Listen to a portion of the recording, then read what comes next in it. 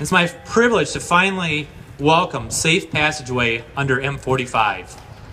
The trail we're on now provides safe and easy access to the trail network, both to the north and the south of Lake Michigan Drive, or M45. When this trail concept started, it consisted of two phases. Phase 1 developed and paved trails to the north as well as to the south of M45. In fact, this trail was completed in April 2011. I'm told that when the ribbon was cut, it was Fred Meijer's last public appearance before he passed away. It's that vision that Fred Meijer had and legacy that he leaves that elevates how I feel today, knowing that the users of these trails are finally able to cross this busy road in a safe environment, fulfilling Mr. Meijer's objective.